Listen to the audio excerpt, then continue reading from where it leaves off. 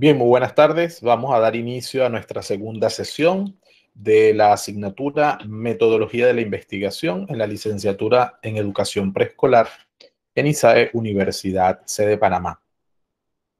Al darles la bienvenida, estimadas estudiantes, pues vamos a hacer nuestro trabajo del día de hoy, que se va a centrar fundamentalmente en el proyecto de investigación, cómo se estructura, qué partes tiene y sobre todo desde esas partes y pasos que tiene el proyecto de investigación, cuál es el horizonte que el proyecto de alguna manera requiere a partir de un enfoque, a partir de una tendencia, a partir de un paradigma. Entonces vamos a acercarnos a ello. Para eso vamos a tener tres partes. En principio vamos a acercarnos a un documento que tienen en la lección número 2, que tiene que ver un poco con la investigación científica, sobre todo porque necesitamos darle teoría a ese elemento. En segundo lugar, vamos a compartir a partir de ese documento, vamos a distribuirnos unos fragmentos muy sencillos que vamos a revisar en dos grupos que vamos a hacer entre ustedes. Vamos a hacer una sesión de trabajo grupal dentro de nuestro mismo Meet. Luego volveremos a compartirlo y luego presentamos las partes del proyecto. Muy en la línea del documento que les dejé la semana pasada y que contiene la guía para poder hacer un proyecto de investigación. ¿Ok? Entonces allí me van a compartir pues más o menos qué temas tienen, que han pensado sobre temas, problemas de la educación preescolar que puedan abordar para su trabajo final. Vamos entonces en ese sentido a presentar el documento del que indiqué en la lección número 2. Vamos a ver.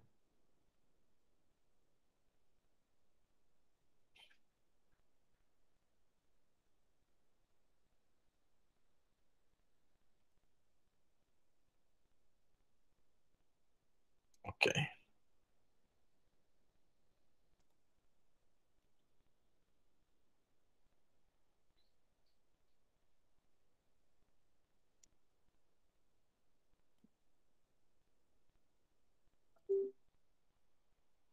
Bien, a manera de repaso, en la lección número 1, nosotros trabajamos la rutina de pensamiento SQA y la estrategia de pensamiento el semáforo. Ustedes participaron en el foro número 1 sobre la introducción a la investigación y allí hay algunas dudas que han manifestado, algunas preguntas que son las que vamos a utilizar para arrancar nuestra clase y unirlas con la segunda lección.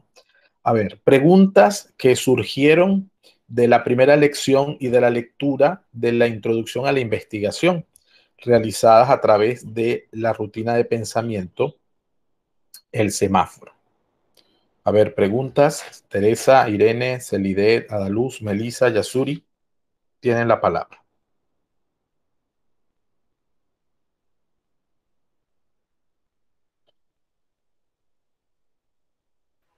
Buenas tardes, compañeros, profesor. Buenas Yo sí tardes, tenía Adaluz. una duda. Yo leí muchas veces donde decía las ciencias fácticas ofrecen información acerca de la naturaleza. En esa parte no entendí lo que quiere Ok, decir con las ciencias fácticas. ok. Fíjense, las ciencias fácticas, la palabra fáctica viene de una palabra latina que significa factum, hechos. Entonces, las ciencias fácticas son las ciencias de los hechos de la naturaleza, las ciencias naturales. Lo que nosotros llamamos ciencia natural, la física, la química, la geología, la geografía, aunque la geografía más bien siempre se ubica en relación a las ciencias humanas, porque es la relación del hombre con el lugar. La geología sí es una ciencia de los hechos de la naturaleza. Entonces, factum, las ciencias fácticas son la ciencia de los hechos, lo que llamamos ciencias naturales, que tienen una experimentación, tienen una posibilidad de trabajo de esa naturaleza. La biología, todas son ciencias fácticas. La medicina, aunque después van a tener ramas, pero se refiere a eso. ¿Sí? Muchas ¿Aclarada la gracias. duda, Ada? Muchas gracias. Sí. Perfecto. ¿Alguna Profesor, duda? Dígame, Teresa, adelante. aquí donde dice de que condiciones del conocimiento, donde dice la persona ha de creer que en la certeza de lo que piensa o de lo que afirma. Cabe recordar que la creencia se considera como un estado o una disposición potencial que permite al sujeto actuar en cierta forma cuando se presenta la ocasión adecuada. Sí, cuando nosotros investigamos, sobre todo cuando investigamos, nosotros para poder acercarnos al hecho de cualquier hecho de investigación, necesitamos creer en él. Por eso dice que la creencia es una condición que debe tener el individuo para poder acercarse a un hecho. Es como que si yo les voy a poner un ejemplo muy sencillo. Ustedes están estudiando educación preescolar. Las motivaciones de ustedes para educación preescolar, en primer lugar, es que tienen buen tino con los niños, por decir algo, ¿sí? Por decirles algo. Entonces, imagínense que yo les diga que ustedes tienen que investigar sobre educación de adultos. ¿Ustedes sienten que están preparadas para investigar sobre educación de adultos? Quizás me dicen, profesor, si usted lo manda, yo lo hago. Pero si yo les pusiera a escoger, ¿ustedes con qué se sentirían más cómodos, más cómodas? ¿Investigando sobre educación de adultos o investigando sobre educación de niños? Sobre educación del niño, porque la educación del adulto no es nuestra capa. Sobre niños. Exactamente. Entonces, ese fragmento que tú lees, Teresa, quiere decir que ustedes tienen que creer en lo que van a investigar. Lo que van a investigar tiene que formar parte de algo, porque me gusta, porque me llama la atención, porque me preocupa, porque me inquieta. Esas características que antes no se tomaban en cuenta, ¿sí? Resultan importantes a la hora de investigar. Es como que si investigáramos algo que no nos gusta para nada, algo de lo que nunca hemos escuchado. Y eso aplica en todas las ciencias, en todas las disciplinas. Ustedes se fijan en muchos de los que son premios Nobel y antiguamente los inventores eran personas que se dedicaban en cuerpo, alma y corazón a hacer investigaciones. Y era porque les gustaba, es decir, creían que esas ideas que querían demostrar eran reales o se convencían que ya no, pero al final hacían el esfuerzo por creer. Entonces, la creencia, a veces en otros tiempos, por decirlo así, la creencia se tomaba como algo subjetivo, que lo es. Pero en las ciencias, cuando se hacía ciencias, no se tomaba mucho en cuenta. Ahora sí, ahora la creencia forma parte de ese proceso y por lo tanto ayuda muchísimo a generar como nuevas maneras de entender lo que las ciencias quieren. En este caso, repito, lo que a ustedes les gustaría. Por eso partí de eso. Fíjense que mi tarea de la semana pasada era una muy sencilla, que era una tarea para que pensaran, ¿qué tema puedo desarrollar en mi investigación? Lo tienen que escoger ustedes, porque tiene que ser algo que llame su atención, algo que les preocupe, algo que les guste. Y ese es un poco el párrafo al que Teresa se está refiriendo. ¿Alguna pregunta más u otra pregunta? Profe, aquí donde dice que en relación entre conocimiento científico y conocimiento popular, esa parte en verdad yo no la entendí. Yo la leí como 1000 veces, pero no la entendí. Bien, vamos a leerla 1001 veces más. Fíjate, es muy sencillo. Nosotros tenemos un conocimiento de las cosas en general. Ese conocimiento, por ejemplo, un detalle muy sencillo. Hay personas del campo, ¿sí? Personas del campo que se acostumbraron, supónganse, me estoy refiriendo a hace unos 50 años, se acostumbraron a saber cómo estaba la formación de las nubes para decir va a llover. ¿Sí? Porque la formación de las nubes, porque la manera como están las nubes, por la brisa, pero eso es sencillamente porque eso le llamamos conocimiento empírico, es decir, lo aprendieron, lo saben, pero no tuvieron que estudiar para eso, sino su necesidad, son agricultores, son campesinos y ellos lo saben. Eso es conocimiento popular. Pero si yo soy geólogo o meteorólogo, ¿sí? Y tengo unas máquinas especializadas que me dicen cómo están los vientos, cuánto miden los vientos, cuál es la posibilidad de lluvia, entonces ya eso es conocimiento científico. El conocimiento científico es el que está probado. El conocimiento popular es el que conversa a la gente siempre frente a algo. Otro detalle, ¿alguna de ustedes ya es mamá? ¿Mm? ¿Algunas de ustedes Sí, ya tienen hijos? profesor. Sí, ¿verdad? Entonces, frente a los niños, frente a los niños, las mamás, las abuelas, pues, de las mamás nuevas, siempre le dan recomendaciones por si les da gases, por si tiene pesadillas, por si se levanta en la madrugada, por si esta es la manera de mejor que mejor se le da el tetero, ¿sí? Eso es conocimiento popular y eso no está mal. Pero si vas al pediatra, el pediatra entonces te dice, no, eso no es cierto, eso antes se hacía así, pero ya no se hace así. No, para que evite los gases, vamos a mandarle una leche que tiene deslactosada antigases, ¿sí? Entonces, las abuelas tienen una manera de pensar como ellas educaron, como ellas criaron a sus hijos, y ya las madres actuales quizás tienen otras maneras recomendadas por el médico. Y las abuelas te dicen, no, yo nunca llevé a mi hijo al pediatra. ¿Por qué? Porque en el conocimiento popular estaban muchas soluciones, bebedizos, té, infusiones y cosas semejantes. Ahora, la ciencia médica y la pediatría en particular, pues ha desarrollado, pues, este medicamento si le van a doler los dientes, estas gotas por si le da fiebre, antes eran solo paños calientes, antes, sí, no digo que uno sea malo y uno sea bueno, no, uno es conocimiento popular y el otro es científico, ¿vale? Ok, aquí es donde se habla de la exclusión de otro tipo de conocimientos. Correcto, correcto. Ok, Porque, por esa era la ejemplo, parte. Yasuri, eso es importante. ¿Por cuándo se excluyen? ¿Cuándo se excluyen los conocimientos?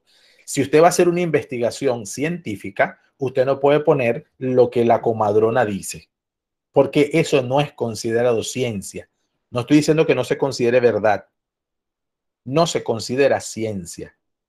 Entonces, los conocimientos comienzan a excluirse cuando están en un ámbito. Por ejemplo, el ámbito de la investigación científica exige que para cada afirmación que usted dé, usted se supone que la ha leído. Entonces, por eso se usan las fuentes. Porque alguien ya investigó, porque, bueno, yo quiero hablar de María Montessori, entonces yo voy sobre los libros de María Montessori. Yo quiero hablar de Jean Piaget, voy sobre los libros de Jean Piaget.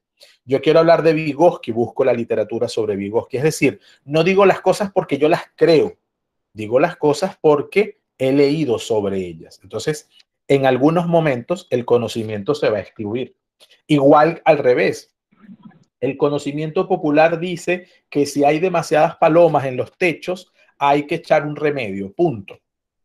Y ahí no importa si eres experto o no eres experto, porque como me dio resultado, mientras me dé resultado, yo me mantengo en ese conocimiento. ¿Vale? ¿Alguna pregunta más?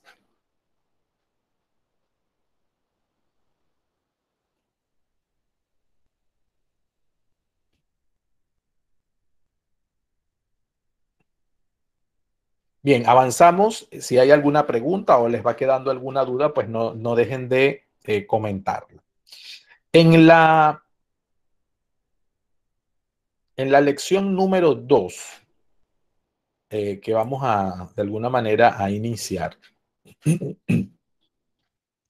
damos un avance significativo al documento que sería la investigación científica. La investigación científica es un documento que le continúa al que trabajamos la semana pasada y que recoge algunas ideas importantes sobre lo que es método científico, generar ciencia que requiere un método y esas características del conocimiento científico.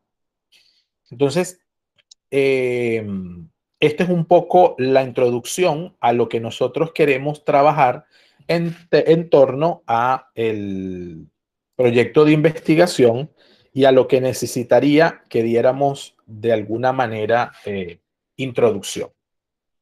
Fíjense lo que tenemos en pantalla. Generar ciencia requiere de un método y en lo que vamos a llamar método científico. Tanto en griego, métodos, como en latín, métodus, la palabra método se refiere a camino. En sentido figurado, el método puede entenderse como el sendero o la vía que lleva a algún lugar. La definición encontrada en el Diccionario de Uso del Español de María Moliner en 1996 es coherente con estas raíces clásicas. Define método como la manera de hacer sistemática, de hacer cierta, de alguna manera, investigación. Ahora bien, no es posible obtener, y entonces atentas, porque esto es parte de lo que acaban de preguntar ustedes, no es posible obtener un conocimiento racional, sistemático y organizado de cualquier modo. Se hace necesario lo riguroso del método.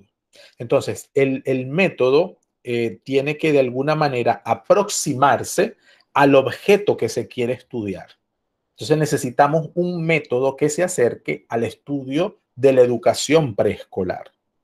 Por eso les decía que a la hora de tomar una decisión con los temas que ustedes iban a pensar o debieron haber pensado para comenzar esta segunda semana de clase, es importante visualizar que son dentro del área de educación preescolar. ¿Por qué? Porque es el área que ustedes estudian.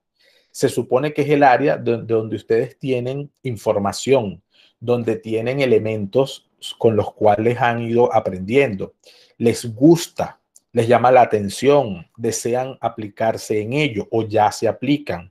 Le gustan los niños, quieren educar niños, tienen paciencia con ellos o quieren investigar sobre algunos elementos de niños que tienen a su alrededor y no saben cómo explicarlo o no saben cómo atenderlos.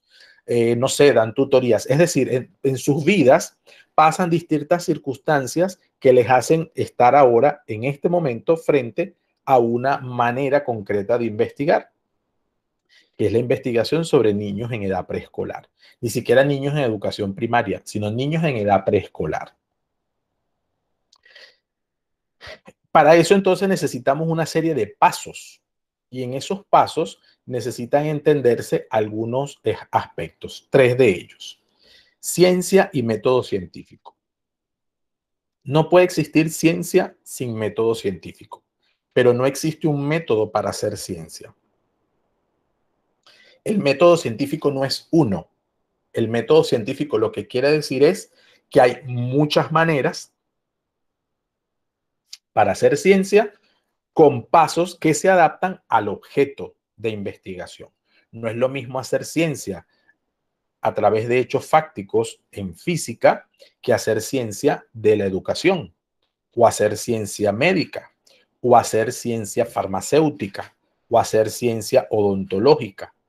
Aunque todos tienen relación con el ser humano, en todos el objeto de estudio es distinto. En una son los dientes, en otro son las pócimas de curación, en otro es el ser humano en cuanto a cuerpo y enfermedad, el otro es en cuanto a la educación del ser humano y el otro es los aspectos físicos de la naturaleza alrededor del ser humano y que le afectan de modo directo. Entonces, no es lo mismo aplicar un método para uno que para otro. Entonces, eso es lo que dice la frase. No existe un método científico para hacer ciencia. Existen muchos métodos. Otra característica importante aquí del método científico es que es autocorrectivo y progresivo. ¿Qué es esto? La permanente confrontación, es decir, preguntarse permanentemente sobre el tema, sobre lo que se estaba investigando, hace que el método científico sea autocorrectivo, es decir, se corrige a sí mismo, y progresivo, avanza. ¿Qué pasa con autocorrectivo? En cuanto va rechazando o ajustando las propias conclusiones, es decir, que no son definitivas, sino que se van ajustando. Progresivo, pues no se toman conclusiones inmediatas o al menos no definitivas. Son conclusiones abiertas a nuevos aportes. Entonces, hay investigaciones sobre la lectura, sobre la escritura, sobre el cálculo, pero esas investigaciones son progresivas porque siempre le van ofreciendo a esos hechos una variedad que se va adaptando a las situaciones. En este momento, la problemática más fuerte para la Presto en la lectura y la escritura es, por ejemplo, el aumento del niño expuesto ante computadoras, ante pantallas. Eso es un problema.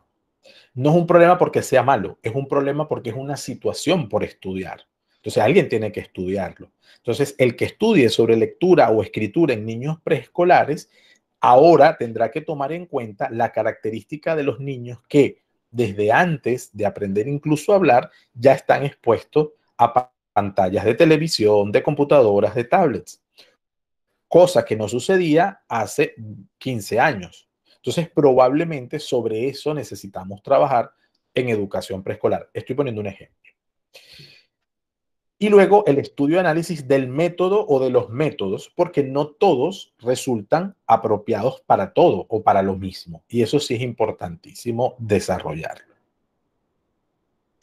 Hay algunos elementos o características del método científico que trabajaremos la próxima semana. Por su parte, en este momento no nos son importantes. Sin embargo, sí voy a necesitar el esfuerzo de, estamos nosotros aquí en parejas. Entonces voy a hacer tres grupos de 2 personas. Necesito que prendan, si estén atentas, porque las voy a mandar a sesiones grupales fuera de este Meet.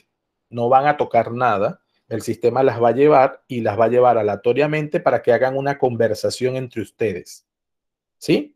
Entonces sí necesito que, además de que abran sus cámaras, estén atentas y puedan verse. El sistema las va a colocar automáticamente. Entonces voy a empezar sobre eso y les voy a indicar qué van a hacer. Tienen este documento que ven en mi pantalla. Una pareja va a leer sobre la teoría. Son 3 párrafos. ¿Qué es la teoría? Otra pareja va a leer los elementos del método científico y otra pareja va a leer lo que es la técnica. Van a hacer un pequeño resumen muy sencillo de eso. Para eso tenemos 20 minutos. Se trata de leerlo y hacer un pequeño resumen. No es nada del otro mundo. ¿Vale? Así también lo hacemos distinto, ¿verdad? Unas clases distintas. Entonces, voy a configurar, son 3 salas. Ok, tengo 2 a cada una. Entonces, fíjense, Adaluz e Irene van a trabajar sobre la teoría. ¿Ok? La teoría. Hay otro grupo que es el grupo 2, Celidet y Yasuri, van a trabajar elementos del método. Y el grupo 3, que es Melissa y Teresa, van a trabajar la técnica. Recuerden, el documento está en la lección 2 y me estoy refiriendo a la página, permítanme. Profe, ¿cuál me tocó a mí la técnica? Página 3. Sí, de todos modos el nombre del grupo tiene lo que tienen que trabajar. ¿Sí? La técnica, sí. Melissa y Teresa, la técnica. Página 23, página 3, perdón, del documento de la lección 2 que se llama la investigación científica. Entonces les pido leer el pedazo que les toca y un pequeño resumen. Si hay algo que no entienden, lo comentan, pero un pequeño resumen de lo que tienen en ese espacio, ¿vale? Son las 4:36. En 20 minutos nos vemos de vuelta. Esto se va a venir solo, así que a los 20 minutos, el solito del sistema va a traerles. ¿Ok?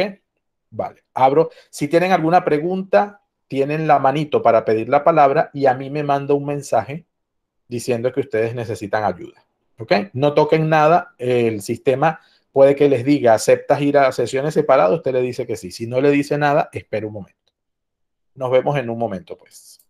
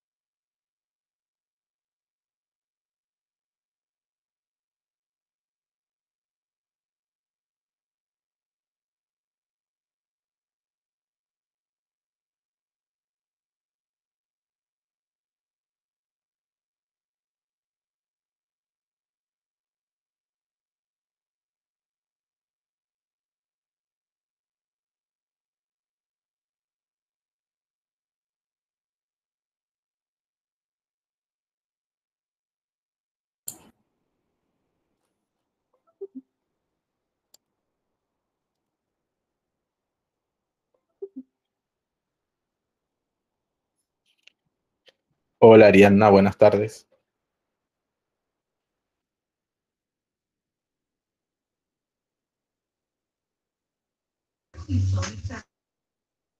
Buenas tardes. Ariadna, ya hemos comenzado hace 45 minutos. Las chicas están en un trabajo en grupo. Entonces permíteme que te envíe a uno de los grupos para que te puedas incorporar, ¿vale?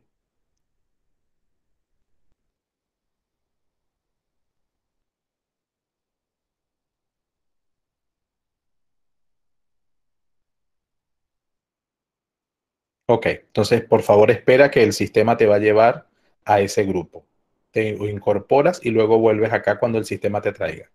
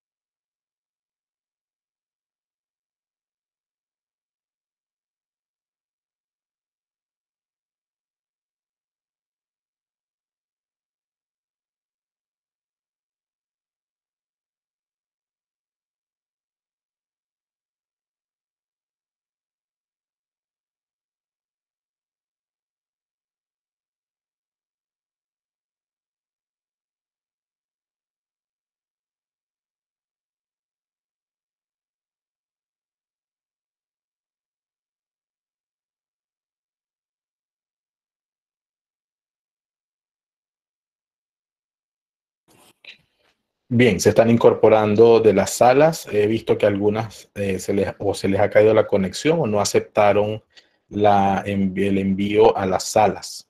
Bien, vamos a escuchar entonces al grupo. Bienvenidas, espero les haya dado tiempo de leer al menos y de ponerse al día con lo que estamos trabajando. Vamos a escuchar al grupo que leyó sobre la teoría, que es lo que tenemos en pantalla, ¿sí? Tienen la palabra las que leyeron sobre la teoría.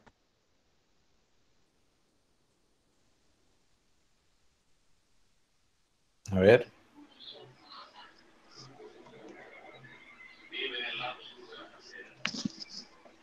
Bueno, profesor, de lo que nosotros nos tocó leer a mi compañera Irene y a mí, nos tocó sobre la Ok. teoría. Dice que la teoría son los conocimientos adquiridos a través de un método que se manifiestan en dos niveles.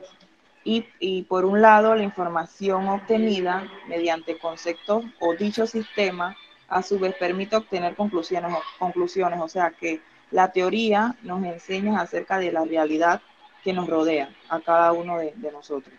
Es lo que yo pude entender. Ok, Y ahora le paso a Irene, mi ¿tienes algo? compañero. Ok, Irene, adelante. ¿Se me escucha? Sí, Sí. Entonces hablaba que la teoría era este conjunto de preposiciones de conceptos relacionados entre sí y que cuando uno veía esta como vista sistemática de conceptos, a veces el objetivo era explicarlos o cuando uno lograba explicarlos se creaban entonces nuevos fenómenos de esa teoría. Entonces yo y a Luz estábamos conversando un ejemplo que es como si nosotros dijéramos o quisiéramos, tuviéramos la teoría que las manzanas causan dolor de estómago, que por lo menos nuestros conceptos serían manzana, dolor y estómago. Pero cuando uno empieza a investigar, entonces uno va creando otros conceptos como frutas, porque la manzana es una fruta, si buscas dolor probablemente te salgan medicinas, si buscas estómago probablemente te salgan órganos y ahí vas creando otros conceptos y se te van planteando nuevas preposiciones, como que el dolor puede ser causado por frutas o la manzana es considerada una fruta en todos los países o cuáles órganos además del estómago afecta a la fruta. Entonces la teoría se va volviendo como un sistema desde varios conceptos para poder entonces intentar dentro del método científico poder explicarlos. excelente, excelente. Muy bien al grupo, así es. Nos centramos en tres palabras. La teoría se define por conceptos y es gracias al método, es decir, el método logra hacer teoría, que se generen conceptos. Y como muy bien explicaron, los conceptos se van hilando con un hilo, ¿sí? Como con un hilo, y luego se van haciendo más grandes. Entonces, cuando yo, por ejemplo, tengo que hablar de la lectura infantil, tengo que hablar del apresto, tengo que hablar del desarrollo cognitivo, tengo que hablar del desarrollo socioemocional, del psicosocial, del desarrollo conceptual, del desarrollo del lenguaje. Es decir, que un concepto que yo trabajo general se va desprendiendo en muchos conceptos y eso le llamamos teoría. Y eso lo produce la ciencia, exactamente así es. Y el ejemplo está buenísimo porque además yo puedo toparme a veces con conceptos que no son de mi área específica. Entonces, cuando hacemos una investigación científica, necesitamos teoría. Por eso, si yo voy a hablar de lectura, necesito saber cuál es el concepto de la lectura, cómo es la lectura en niños preescolares, qué han investigado otros sobre lectura en niños preescolares, cuáles son las dificultades que pueden darse al desarrollo de la escritura o de la lectura, cuáles son las estrategias que se han desarrollado para eso. O sea, que cuando hago una investigación necesito leer. Bueno, en este momento estoy haciendo ejemplos del área en que ustedes están, ¿sí? Para que se centren y que el proyecto se tiene que centrar justamente en eso. Excelente. Vamos con el grupo 2 que trabajó los elementos del método científico.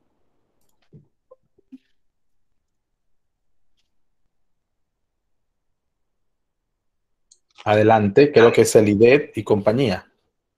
Sí, profesor. Adelante, Dentro Celidet. del resumen que realizamos, comprendimos que cada método científico tiene su propia característica que emplean elementos, pero cada tema debe tener relación con cada uno y que el método científico afecta a todo el tema de investigación que se estudia. Por otra parte, que la hipótesis es una propuesta que se pone a prueba para determinar su validez, la cual debe de ser clara, específica, no debe llevar juicios morales y debe expresarse de manera específica y no general. Excelente, Celidet, excelente. Se centraron, bueno, lo que dice la lectura, ¿no? Cada ciencia necesita su propio método y por lo tanto tiene sus pasos. Y luego el concepto de hipótesis. El concepto de hipótesis es fundamental. Al principio, y yo también pensaba eso, no sé si Yasuri quiere decir algo. Yasuri, adelante.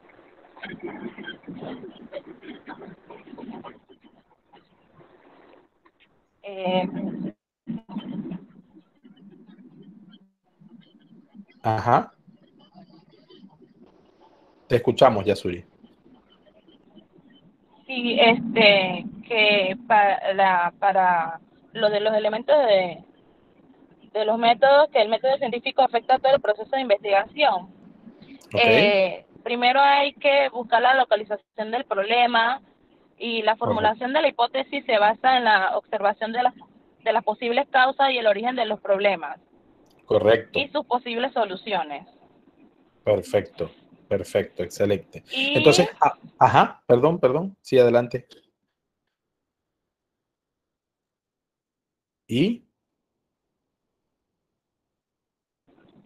En la experimentación, la predicción y en conclusión el resultado. Correcto.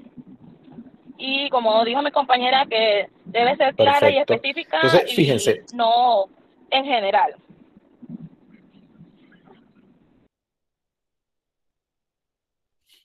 Ok, y sobre todo eso último que dices, Yasuri, que tu compañera Celide también intervino diciendo cuando habló de la hipótesis, necesitamos que sea lo más específica posible, porque además es una afirmación, no una pregunta. Las hipótesis, o sea, uno se los puede preguntar, pero cuando se formula la hipótesis es una afirmación. Los niños de 4 años desarrollan el apresto a la lectura de una mejor manera si tienen, ¿cómo se dice? Por ejemplo, tienen estimulación visual con las letras, por decir algo, o tienen estimulación auditiva con los sonidos. Entonces, uno puede establecer una hipótesis y sobre esa hipótesis trabajar. Luego dijiste algo importante sobre los problemas. Los problemas de investigación se tienen que formular en función de buscar la manera de solucionarlo. Por eso el problema tiene que ser muy bien cuidado, específico, centrado, bien desarrollado y no admite opiniones. O sea, la opinión la da uno al final y no es tanto la opinión, sino ya es la percepción. A ver, cuando se establecen las conclusiones, uno concluye con base en la investigación. No son opiniones porque se me ocurrió, no. Son ideas que genera la investigación en mí gracias justamente a lo que estudié, a lo que probé, a lo que experimenté, a lo que desarrollé. ¿Ok? Entonces, eso es importante en el método. Y cada disciplina genera su propio método.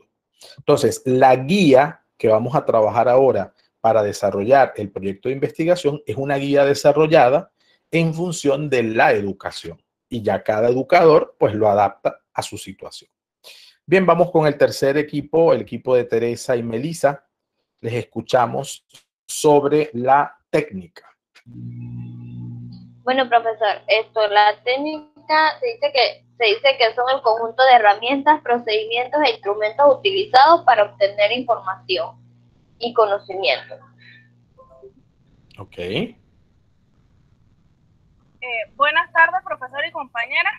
En conclusión, las técnicas son las herramientas y procedimientos disponibles para un investigador, ya sea en el grado cualquiera, que le permita obtener los datos e información. Excelente, así mismo es. Entonces, cuando yo me centro en la técnica ya sé cuál es mi tema. sé cuál es el problema de investigación, tengo claro la justificación de eso que voy a hacer, entonces ya tengo una técnica, es decir, la manera, el cómo voy a llevar adelante mi investigación, cómo la voy a hacer, qué instrumentos puedo utilizar, qué mediciones tengo que hacer si es una investigación cuantitativa, qué observaciones o entrevistas debo hacer si es que mi investigación es cualitativa, o de alguna manera si es mixta, pues cómo puedo unir estos aspectos. Entonces la técnica en ese sentido ayuda mucho siempre y cuando tenga claridad en los aspectos que se refieren al cómo. Muy bien. Vamos a ver juntos el siguiente video para compartir un poco un pequeño tutorial que he dejado en la lección número 2. Es un video. Si alguno no lo puede ver en la lección propiamente, lo puede ver en el área de enlaces, donde está el enlace de acceso o las grabaciones. Ahí dice una carpeta materiales de trabajo. Puede ir allí y ahí está el video para que lo puedan ver después, en otro momento que no sea ahora. Vamos a intentar verlo. ¿Sí?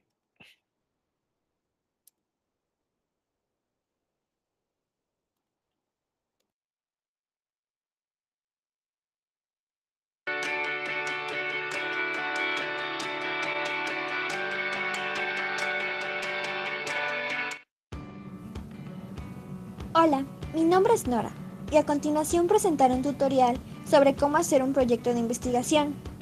Antes de comenzar, debemos entender que un proyecto de investigación consiste en el análisis, la reflexión y la interpretación de un fenómeno cualquiera.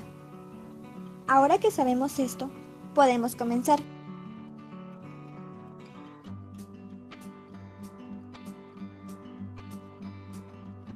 Lo primero es elegir un tema de interés. Debes cuidar que este sea novedoso y ofrezca muchos resultados, ya que a partir del planteamiento surge toda la investigación. Una vez lo elijas, debes plantear el problema que genera. Este planteamiento surge en forma de una interrogante. Por ejemplo, mi tema elegido es la parálisis de sueño. ¿Cuál podría ser mi planteamiento entonces? Supongamos que deseamos conocer las causas de esta enfermedad. Por lo tanto, mi interrogante sería: ¿cuáles son los factores que provocan la parálisis de sueño?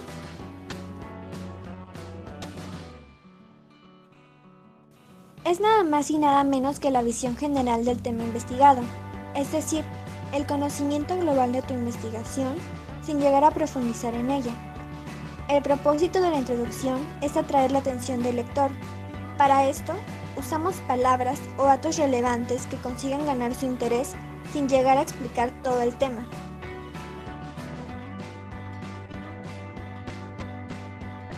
No son nada más que lo que tú esperas lograr con tu proyecto de investigación, es decir, las metas a las que esperas llegar cuando termines tu trabajo. Para esto, debes delimitar el alcance que tendrá. Debe haber un objetivo general, que es el que resume tu investigación, y también debes tener 3 o más objetivos particulares que exploran más a fondo tu análisis. Ejemplo: objetivo general: ayudar a que el público comprenda más la parálisis de sueño. Objetivos particulares: 1. Entender las causas o factores más comunes que provocan este padecimiento. 2. Reflexionar sobre las consecuencias de la enfermedad. 3. Determinar posibles soluciones para quienes sufren este problema.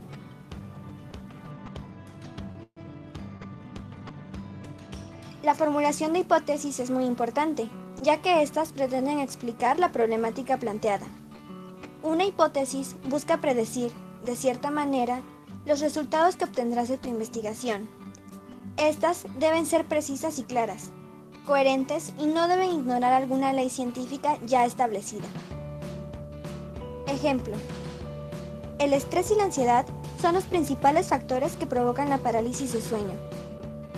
Los problemas de nervios e hipertensión, que no son tratados como lo requiere una vida saludable, se ven reflejados en este padecimiento.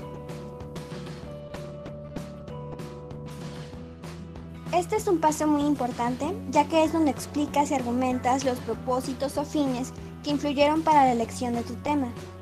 También es importante que en este paso aclares la relevancia de tu trabajo, relacionándolo con los problemas del mismo. Regularmente, no suele ser una redacción tan larga. Ocupa alrededor de una cuartilla o un poco menos. Este es el paso más importante y también el más extenso. Básicamente, es el desarrollo de tu investigación, pues aquí se explica y se reflexiona la información que has buscado acerca de tu tema. No importa de dónde la has sacado, no importa si la sacaste de una revista, de un libro, de un periódico o de una página en internet. Toda fuente es importante para hacer el correcto análisis de tu tema. Eso sí, verifica que la información sea completa y veraz. También es importante que recuerdes que se toma en cuenta la investigación de campo, que consiste en entrevistas, encuestas o cuestionarios que tú mismo puedes aplicar a cierto grupo de población. Una vez tienes todo recolectado, solo queda plasmarlo en tu marco teórico. Esto es, redactar todo lo que has investigado. Nunca debes plagiar el trabajo de otros autores cuando lo hagas. Es decir, no copies y pegues textos de alguien más. Para citar lo que otra persona estableció, debes agregar las referencias respectivas. A continuación te muestro un ejemplo. Generalmente, el marco teórico suele dividirse en capítulos y a su vez en temas, clasificándolos todos a manera de que el lector entienda muy bien lo que estás tratando. Ya estamos llegando al final de tu proyecto. Lo siguiente es la redacción de una conclusión, que consiste en tu teoría o reflexión final acerca del trabajo que realizaste. En la conclusión, el autor debe agregar su opinión final o su visión general acerca del tema que ya se trató. ¿Se cumplieron sus hipótesis? ¿Y qué hay de sus objetivos? Todo esto debe estar integrado de manera que no aburras al lector. Es decir, no hagas algo tan extenso, pues recuerda que la conclusión es algo así como el resumen de todo lo que aprendiste con tu proyecto.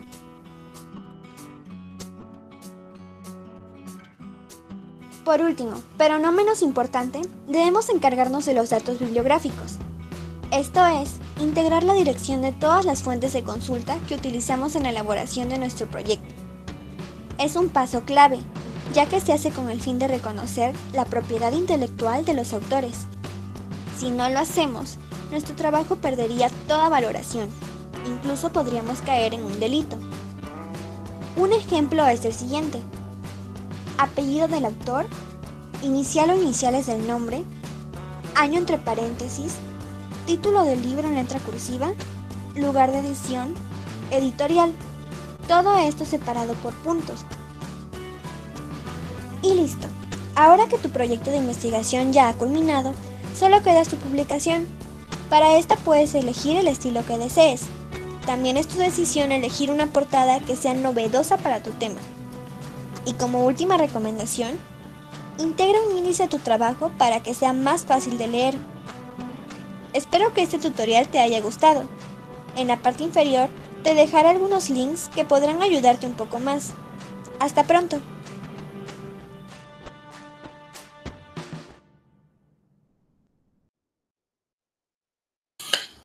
La verdad que es un tutorial bastante completo, tiene muchas ideas, por eso se los dejo para que lo puedan revisar si en algún momento desean nuevamente volver y ver cada una de las partes. Ahora, quiero comentar algunas ideas de la guía de investigación, sobre todo porque requiero que sobre esto vayamos caminando. Entonces, ya vamos a comenzar a preguntarles algunas ideas. Si se fijan, cada parte va estableciendo su manera de hacer, ¿ok? Entonces, por ese lado no me preocupa porque sé que ustedes se dedican, lo van a leer. Me voy a permitir explicar algunas cosas a partir de las ideas que me den y algunas otras que voy a sugerirles. Entonces, fíjense. Planteamiento del problema, que esta es la parte más difícil, no porque cueste, en términos de hacerla, sino cuesta en principio pensarla. Y por eso pensarla no la podemos pensar de cualquier manera. Por eso les sugería, la semana pasada, les explicaba cómo utilizar el Google académico. De tal manera que si hay un tema que les guste, comiencen a investigar y a leer sobre ese tema resúmenes. No tienen que leer toda la investigación, pueden leer el resumen. El resumen les dice hacia dónde va la investigación y les da ideas para que ustedes la puedan desarrollar. Entonces, plantear un problema de estudio es mediante una pregunta cuya única exigencia es que sea factible de resolver, que se pueda resolver por medio de una investigación científica. El planteo de un problema de estudio requiere cubrir los siguientes criterios. 1. Que el problema de estudio debe formularse con claridad y precisión. ¿Qué quiere decir? Que sea preciso. Quiero estudiar en los niños de 4 años de la región de San Miguelito, del corregimiento tal, quiero estudiar su desenvolvimiento en las clases en línea. Quiero estudiar si están prestando atención en las clases en línea.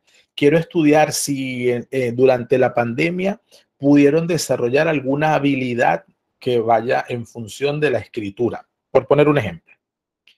Restringir el campo de estudio. Para ello requiere determinar el universo. Entonces, el campo de estudio está claro en principio que es educación preescolar. Pero todavía eso se tiene que restringir, porque educación preescolar puede ser con niños de 3 años, con niños de 4 años, con niños de 5 años.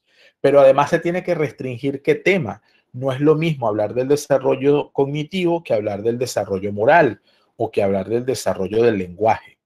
E incluso dentro de esa misma área que estamos trabajando o tratando de desarrollar, todavía conviene ser más específico. En tercer lugar, el problema de estudio debe ser susceptible de verificación empírica, es decir, se puede probar. Se puede probar de varias maneras, que eso es la técnica, que es un poco lo que explicaron las compañeras antes. Los elementos que integran el planteamiento del problema son 4. El alcance de la investigación, es decir, hasta dónde quieres llegar con tu investigación. Las limitaciones o supuestos, es decir, cuáles son las dificultades que puede haber para llegar a hacer mi investigación. La relevancia de la investigación y los resultados. Y luego esos puntos se empiezan a explicar. ¿Ok? Cuando hablo del planteamiento del problema, eso es como un capítulo que también lo tienen en el documento que aparece por acá, que ya lo trabajamos la semana pasada, que lo presenté la semana pasada, que se llama Esquema para el diseño del proyecto de investigación. Eso está en Word, ese lo pueden descargar y trabajar encima de ese documento. De tal manera que a medida que vayan desarrollándolo, vayan quitando aquellos aspectos que ya no les hagan falta. Entonces, en el foro número 2 de esta lección, les voy a pedir que ustedes planteen su primera parte, es decir, intenten hacer un planteamiento, fíjense, este es el foro 2 que les va a aparecer, tengo por aquí, permítanme un momento, el foro 2 que les va a aparecer es este. Apreciado participante, eso es lo que vamos a trabajar esta semana. Compartiremos acá la primera parte de nuestro proyecto de investigación. El mismo debe comprender, de acuerdo con lo expuesto con Pere Marqués, que es una página que está allí, el trabajo que cada cual va a llevar adelante. Ese de Pere Marqués es en función de lo que estoy presentando en la guía. Entonces dicen, necesito que hagan el esfuerzo de hacer el planteamiento del problema, la justificación del problema, los objetivos y las posibles limitaciones. Esos 4 aspectos. Porque esos 4 aspectos los vamos a ir revisando durante la semana e incluso en la clase siguiente, la clase que viene del sábado siguiente, del sábado próximo, pues. Y voy a hacer las observaciones que haga sobre esa primera parte, la vamos a hacer en público un poco para ayudarles, no solo a la interesada, sino a todas, en todas las dudas que pueda darse. Ay, es que yo cuando estaba haciendo el problema tenía esta duda. Lo plantean sin ningún tipo de problema, ¿ok? Eso es un poco lo que necesito que para esta semana desarrollemos. Es lo que más cuesta del proyecto y por eso lo estoy poniendo desde ahora, para que ya las otras partes surjan mucho más sencillas. Si yo tengo claro mi tema y tengo claro cómo es el problema y cómo son mis objetivos, entonces lo demás siempre va a ser mucho más sencillo. Quisiera escucharles más o menos qué tema se plantearían ustedes para trabajar. Ideas que han ido pensando, que quieran compartir para ayudarles mis sugerencias e impresiones. Profe. Teresa. Profe, yo voy a tratar el tema de la dislexia. De la dislexia, ¿ok? Ahora precisamente. Ajá, precisamente. Ajá, es el trastorno de la lectura que imposibilita su relación correcta. En términos más técnicos, en la psicología y la psiquiatría se define la dislexia como una discrepancia entre el potencial de aprendizaje y en el rendimiento de un sujeto que existan problemas sensoriales, físicos, motores o deficiencias educativas. Ok, ahora le digo, ¿por qué yo cogí este tema? Porque esto realmente, como le comenté, yo doy tutoría a unos niños. Entonces, pues, en una niña de 4º grado noté que, por decir algo, yo le dictaba Lula y ella me escribía duda. O sea, además ella escribía lo que ella repetía, pero no lo que yo le dictaba. Entonces me confundía con fonemas, vamos a decir, la R con la M o la S con la T. Fonemas que me quedo yo pensando cómo me va a confundir ese fonema si no se escuchan iguales que si fuera la V con la B o la S con la C, ya son como otras cosas. Pero entonces yo me quedaba pensando, ¿por qué ella me... Entonces ya yo había dado lo que era la dislexia en otras materias. Y si dice que es como un problema cuando el niño confunde los fonemas, pues. Entonces por eso yo escogí ese tema. Entonces también esto aquí como antecedentes dice que es un proyecto de investigación que surge la necesidad de detectar a niños que cometen errores de tipo disléxico relacionados con la adquisición de la lectura y la escritura en niños de primaria con el fin de coadyuvar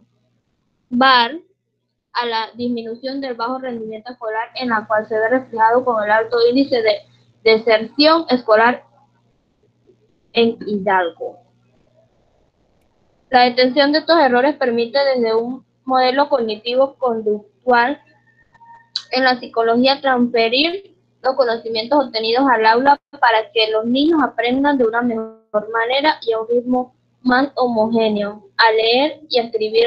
Además, permite minimizar el índice de bajo rendimiento escolar y deserción.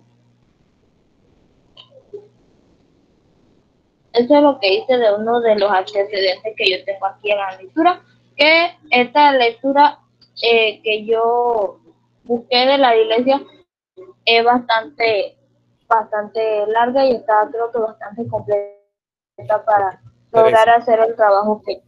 Perfecto. Como te decía, el tema es interesante. Yo te doy 2 sugerencias para tu trabajo. Lo primero, tu niña de tutoría es una niña de primaria y tú estás en preescolar. Entonces, no es lo mismo atender la dislexia cuando ya está diagnosticada que atender los presuntos síntomas de la dislexia en niños preescolares. A mí me parece buenísimo el tema. Pero el primer detalle o sugerencia que te doy de atención es que aunque tu iniciativa parte de una niña de primaria, eso me lo contaste y nos lo contaste y bien, ¿no? Pero ahora te centres en las características que han de preverse en niños preescolares. Es decir, el diagnóstico de las dificultades del aprendizaje no se dan en preescolar. Eso primero, métanselo en la cabeza. Es decir, ustedes han visto educación inclusiva y han visto estos temas para que se preparen ante posibles observaciones, pero nunca se habla de dislexia hasta después del tercer grado. Me refiero diagnosticada. Uno puede, por la experiencia, observar que hay un niño que tiene características de dislexia, características de discalculia, que es dificultad de cálculo, disgrafías, que es dificultad de escritura. Puedo detectar características que van hacia el autismo o hacia el Asperger, o incluso puedo detectar otras dificultades en el desarrollo, pero no diagnosticarlas, ¿verdad? O sea, no puedo. Entonces, en preescolar se utiliza mucho el concepto de prevención. Entonces, yo te sugiero que te centres en las estrategias que pudiesen prevenir la dislexia en los niños, ¿no? ¿Sí? O estrategias que pudiesen ayudar a las docentes, empezando por ti, ¿sí? Para ayudar, para prevenir o para estimular a un niño que se presume disléxico en preescolar. Digo, para que te centres en el área de preescolar. ¿Por qué? Porque, repito, en el área de primaria, sobre todo esa niña dice que está en cuarto, o sea, que está en una edad donde probablemente sí la pueden diagnosticar con letras, puntos y señales que tiene dislexia. Es verdad que la dislexia, mientras más rápido se ataje, es mejor. Entonces, en preescolar lo que se dan son signos, ¿sí? Signos que el docente, si está preparado como lo estás haciendo tú, pues puede observar y prevenir. Entonces, mi sugerencia sería, ¿qué debería hacer un docente? Esa es la pregunta que yo te sugiero. ¿Qué debería hacer un docente de preescolar si un niño, por ejemplo, de 5 años, muestra signos de posible dislexia? Entonces, él hace estímulo.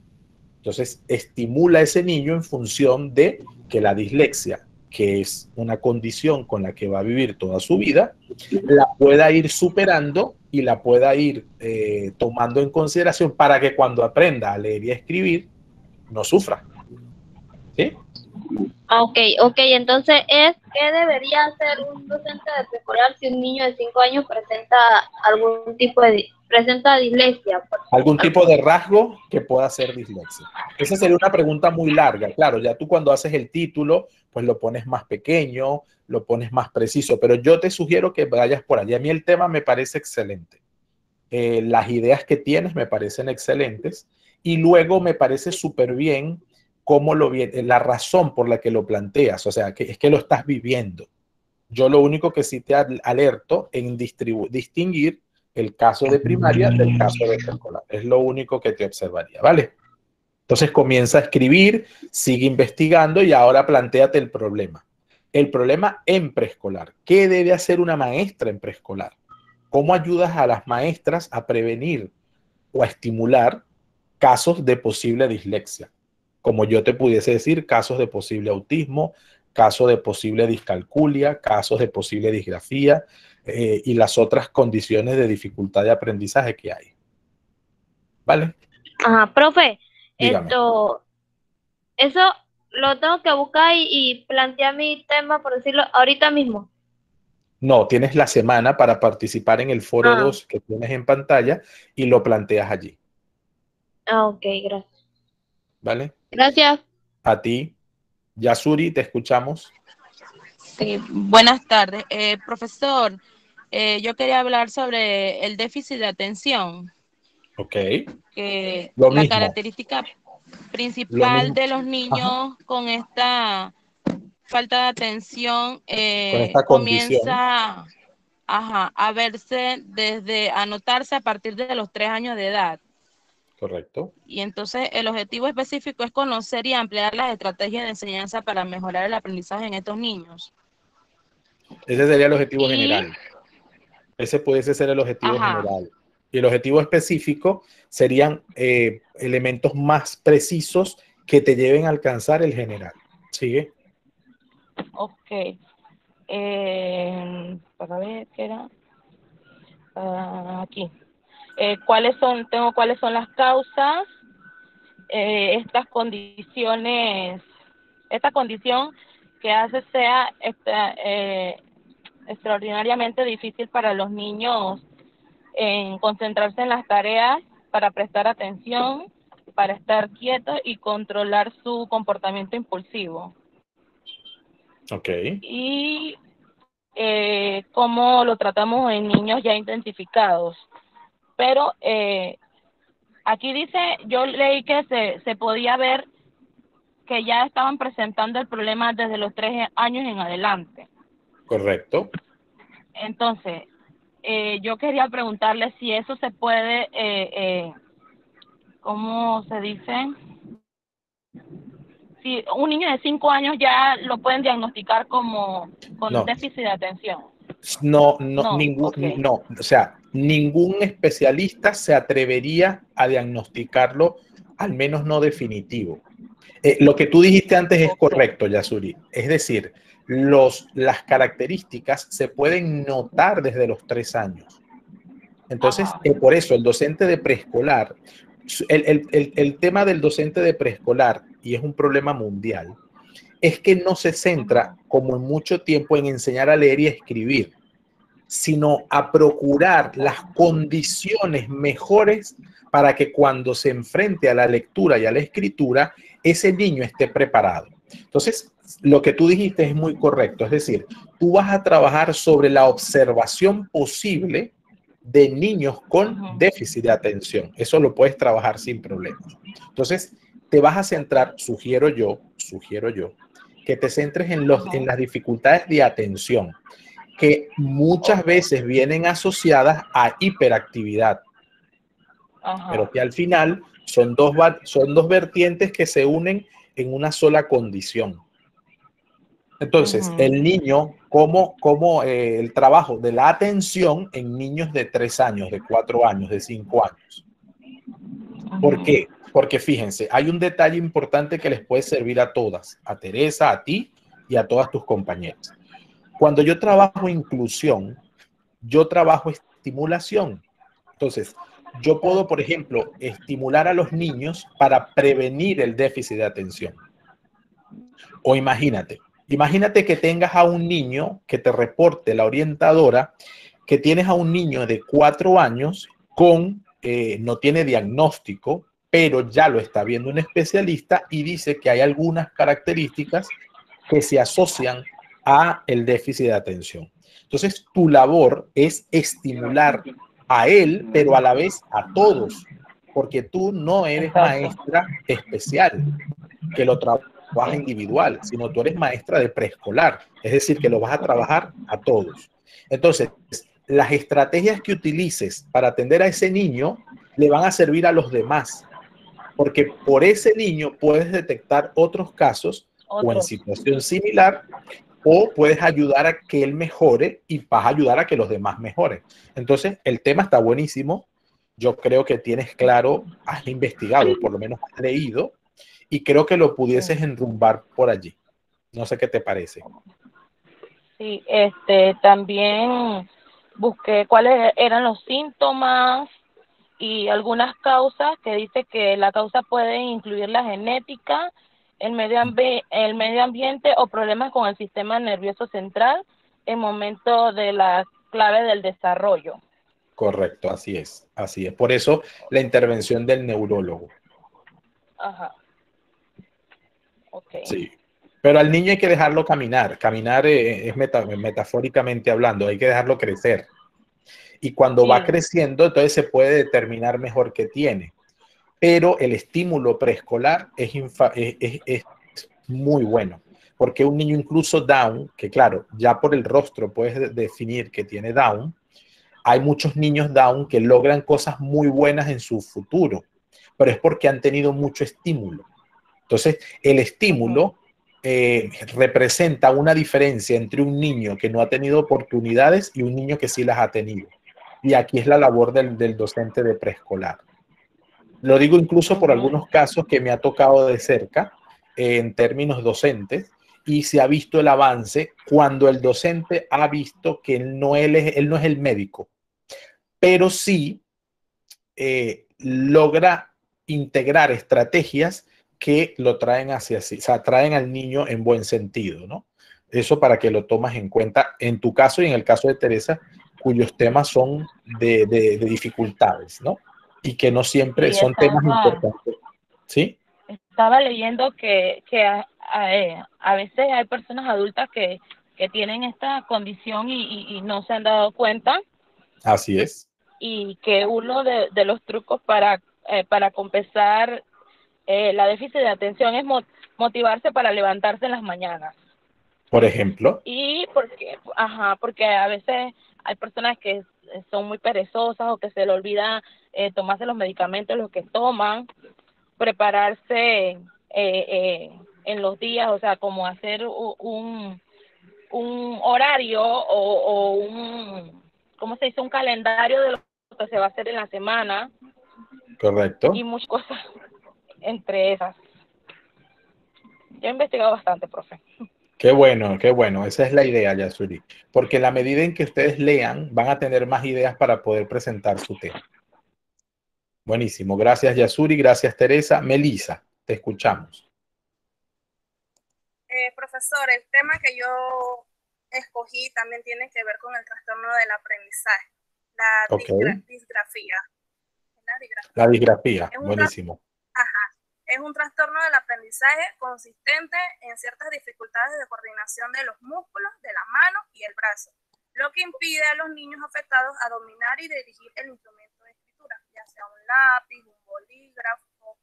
Entre las características que encontré es que, por decirlo así, notable rigidez motora, por el contrario, excesiva lasitud. Los trazos se mantienen uniformes, sino que varían constantemente. El tamaño en palabras y letras, incluso el mismo párrafo, los movimientos para escribir suelen ser lentos. Y, ¿cómo le digo? El psicólogo lo puede, a partir de los 7 años, identificar. Sería como en el caso de Teresa y de mi compañera anterior. Disculpe, compañera y profesor, me voy a quedar sin megas. Como en 10 minutos puedo ingresar nuevamente a la clase, profe. Sí, claro. No, todavía no nos vamos, aunque ya estamos con la presentación de los temas. Voy a explicar lo de los objetivos y terminamos.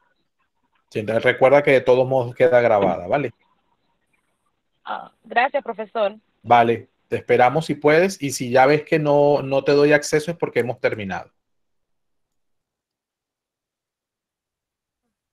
Entonces, que la disgrafía motriz tiene dos, la disgrafía motriz se trata de los trastornos psicomotores, y la disgrafía específica, que se muestra con una mala percepción de la forma y en ocasiones una desorientación espacial intemporal, trastornos de ritmo. Eso fue lo que más me llamó la atención de mi tema.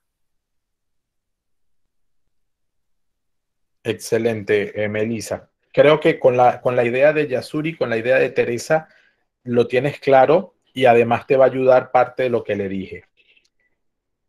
Tú tienes, es más fácil, sobre todo lo último que has dicho. Hay dos orígenes de la disgrafía. Si el tema es motriz, la intervención del terapeuta ocupacional es importante, y no hay problema porque el terapeuta ya sabe que la dificultad motora le va a generar una posterior dificultad gráfica, de grafía. Eso por una parte. Pero si la dificultad de la grafía es más neurológica o más relacionada con la cognición, entonces hay ejercicios, hay ejercitaciones oculomanuales o visomotoras que pueden ayudarte a desarrollar eso.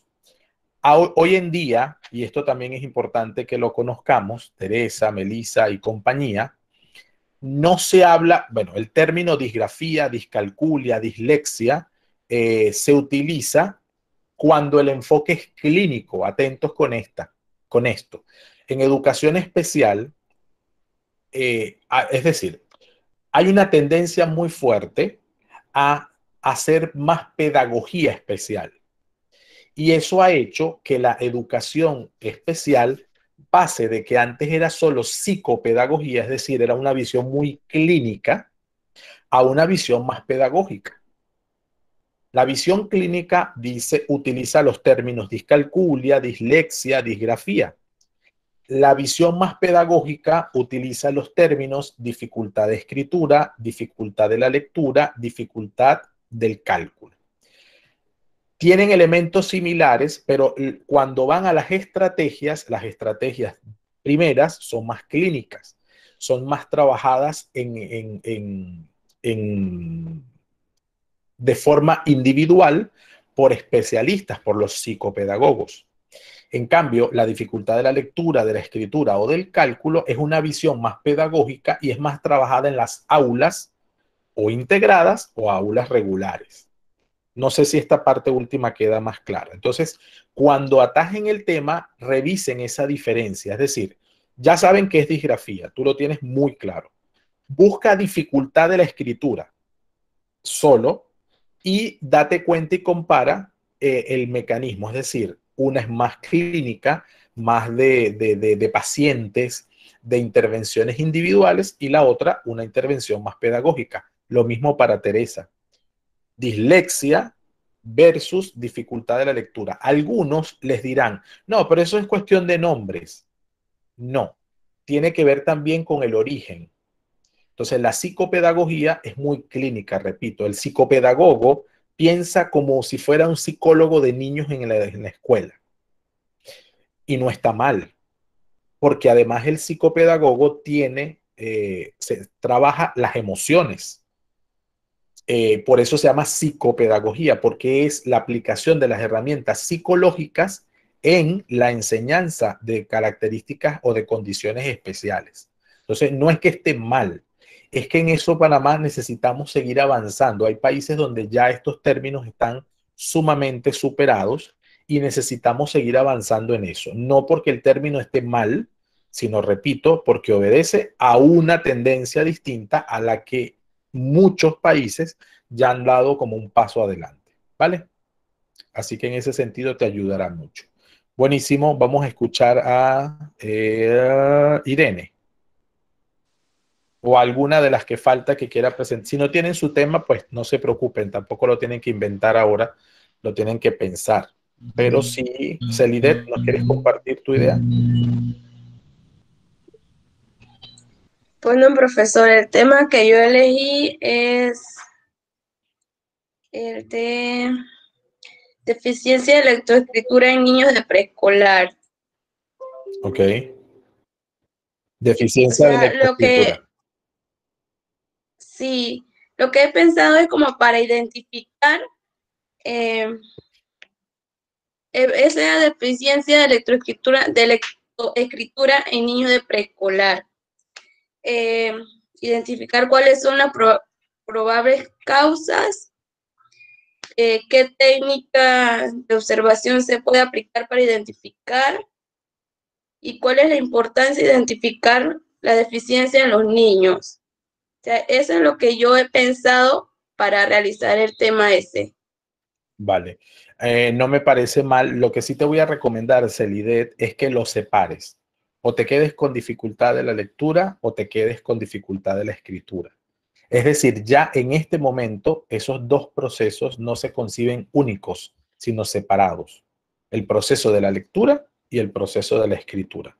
Es decir, que todavía hablar de proceso de lectoescritura no va. O sea, la tendencia más bien es a separarlos porque son condiciones y procesos diferentes. El niño puede tener un buen proceso de lectura y le cuesta escribir. O el niño escribe muy bien, pero todavía no lee bien. Entonces son procesos que, aunque tienen elementos comunes, no necesariamente son lo mismo. Entonces yo te recomiendo que, como ya Teresa va a trabajar dificultad de lectura, tú te centres en, eso es una sugerencia, tú al final el tema lo decides tú, te centres en dificultad de escritura, con los elementos que me comentaste, pero centrada en la escritura, ¿sí? Porque al final la lectoescritura en preescolar es prepararlos para. Entonces, en cualquier caso, ahí tienes dos temas y puedes quedarte con uno, ¿sí? Sería mi recomendación. Si insistes con trabajar en lectoescritura, yo no te voy a decir que no. Al final tú eres la especialista de preescolar, pero yo te sugiero, ¿ok? El que quieras, el que quieras. Y si quieres hacer algún cambio o algún ajuste, pues no hay problema. ¿Viste? Ok, profe. Vale. Antes de escuchar a alguna compañera, Teresa, ¿querías preguntar algo?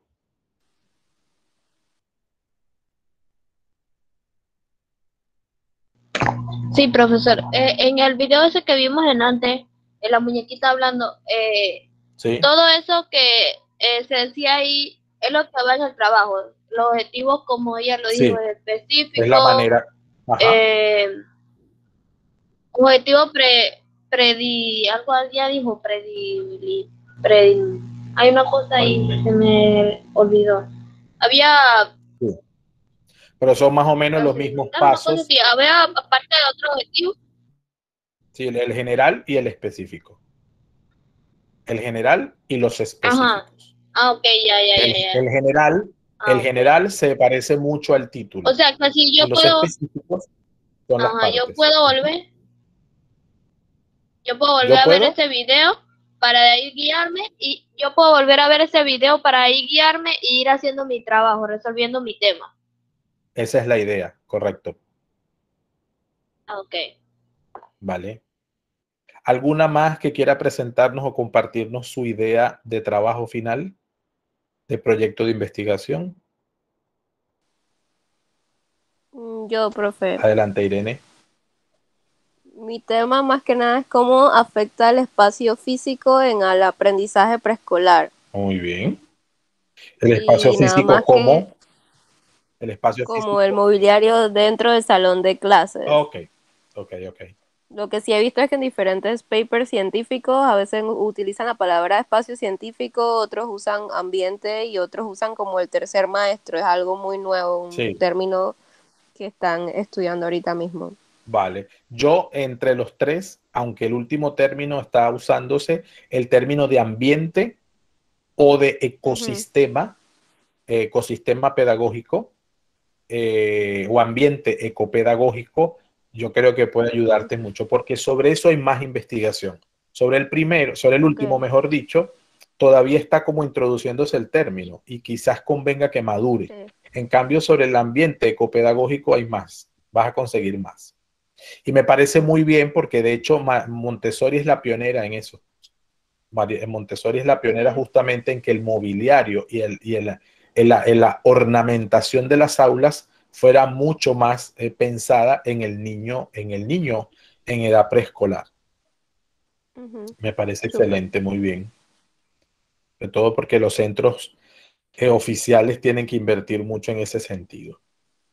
¿Alguna más que quiera compartir?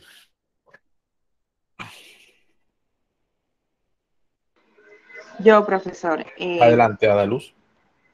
bueno, el tema que escogí es sobre la discapacidad motora en los niños de Ok, preescolar, ok, ya que hace un año y medio, cuando estaba laborando en el aula de clase, yo trabajaba con niños de 2 años, de 2 hasta 5 años en maternal. ok, Entonces, yo no estaba preparada, me llegó una niña con esa discapacidad, entonces no sabía cómo tratarla, ya que la niña venía en silla de ruedas y ellos son niños que presentan problemas transitorios o permanentes. Tienen alguna alteración en su aparato motor debido a algo anormal, algún funcionamiento que tienen en su cuerpo. ok. Entonces, lo que yo quiero plantar es cómo poder ayudarles o cómo poder tratarlos para que ellos como que se asocien con los otros niños en el aula de clase. Ok, entonces te vas a centrar en el desarrollo de esos niños en el aula, no si Exactamente. tienen acceso físico a las aulas, nada de eso. Bueno, No. eso puede salir, pero sería más la relación de habilidades sociales en niños con Ujú. discapacidad motora en el preescolar. ¿Lo he dicho Ok. bien? Pregunto. Sí. Ok, es más un tema de habilidad. Muy bien, me parece excelente. Me Ah, parece excelente. muchas gracias. Buen tema. Ariadna, nos quieres compartir tu tema? ¿Nos escuchas?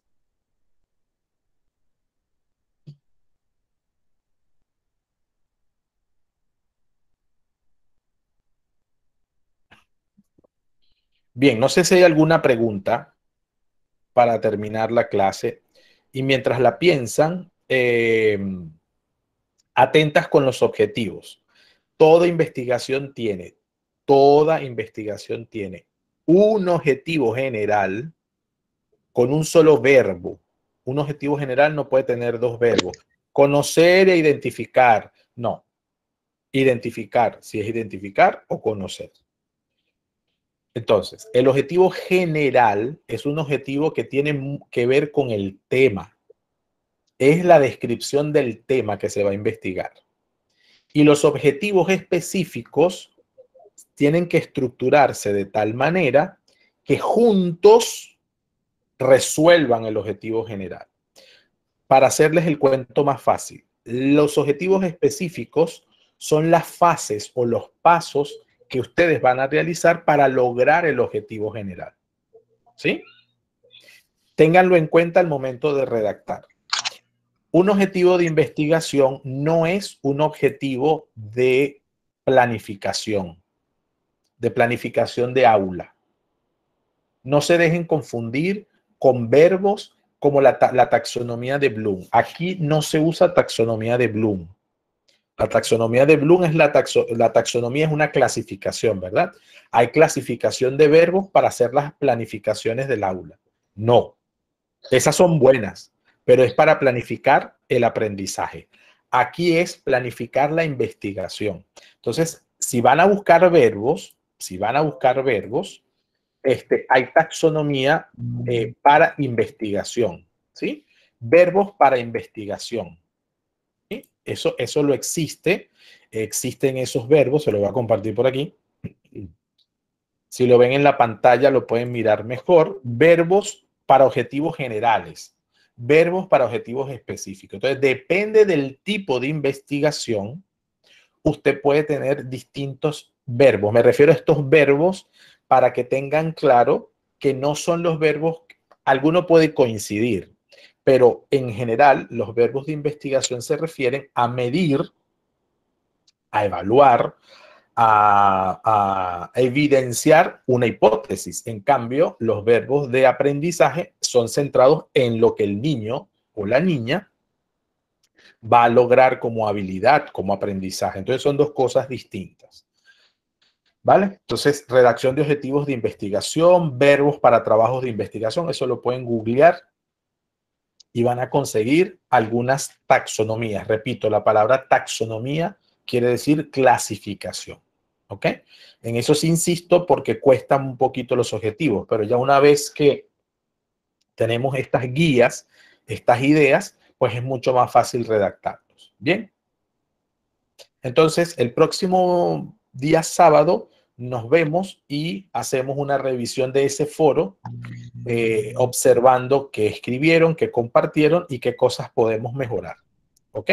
Tenemos también un pequeño trabajo que vamos a hacer con la rutina de pensamiento, color, símbolo e imagen y vamos a acercarnos a un bestseller de la investigación, de las ciencias, que es el libro de Mario Bunge, un libro muy clásico, pero que tiene las nuevas consideraciones de ciencia. O sea, con las consideraciones que atendemos hoy día, esas consideraciones vienen de ese autor argentino, que en paz descanse, murió hace poco, hace unos 3 años, y vamos a ver las características de la ciencia. Yo le voy a asignar a cada una característica y va a aplicar la rutina de pensamiento, color, símbolo e imagen.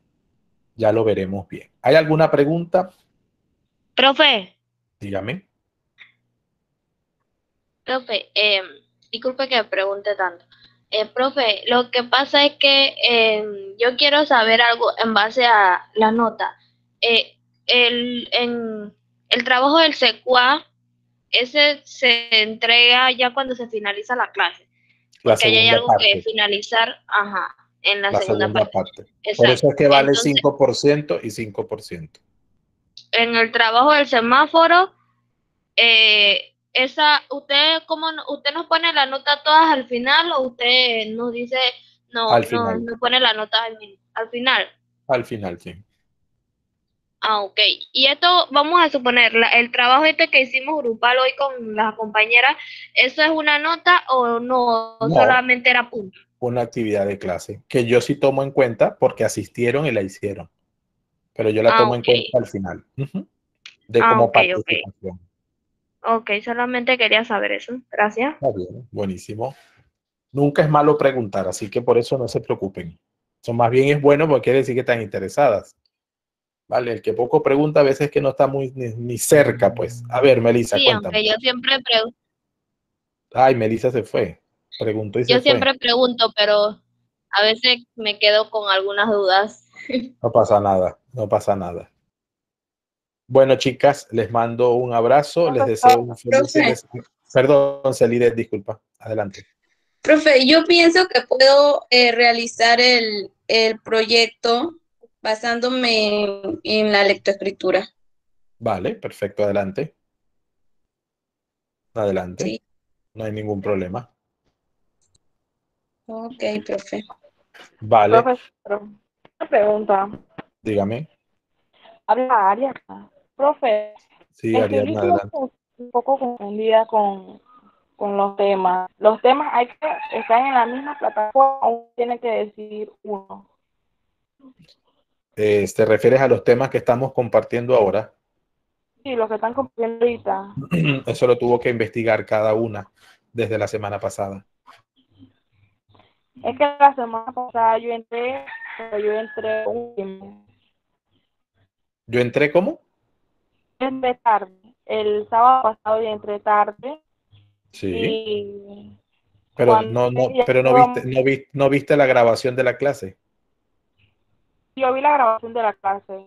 En la grabación de la clase dijimos expresamente que una de las cosas que había que entregar hoy era las ideas para hacer el trabajo final y explicamos cómo investigarlo. Te invito a que lo vuelvas a revisar porque ahí estaba clarito cómo hacerlo. Trabajamos Google Académico, que sería la plataforma de Google, que sirve para investigar trabajos de investigación, para investigar sobre temas de investigación y cada una tenía que traer una temática de educación preescolar y plantearla como lo hicieron para darle observaciones y ayudarles a ver si estaban en línea o no. Entonces eso Ok, tienes que perfecto. pensarlo tú en función de la carrera, de lo que te guste, de alguna problemática que observes en la realidad. Si ya estás ejerciendo la educación preescolar, pues en función de eso. Si aún no la ejerces, pero has visto en alguna materia alguna problemática que llame tu atención, pues adelante. En general aquí han aparecido elementos que tienen que ver con las dificultades de aprendizaje en general. O sea, los temas apuntan más o menos por allí, pero no necesariamente tiene que ser eso. ¿Ok? Entonces, bueno, piénsalo y la próxima semana, bueno, igual tienes que hacer el trabajo en el foro 2 y ahí veremos qué has hecho para ayudarte. ¿Vale? Me tocaría pensarlo porque todavía no lo ejerzo. Por eso, mientras lo piensas, resuelves de una vez, o sea, ya no nos lo vas a presentar como lo han presentado ellas, sino que participas en el foro 2 para poderte dar observaciones allí. ¿Ok? Está bien, profesor. Vale, Gracias. perfecto. A ti. No hay problema de ponerse al día. Si falta algún trabajo por entregar, entréguenlo, que nunca va a estar de más. ¿Ok? Bien, voy a cerrar la grabación. Profe, Dígame. en Melissa se le apagó la computadora, dijo que disculpe.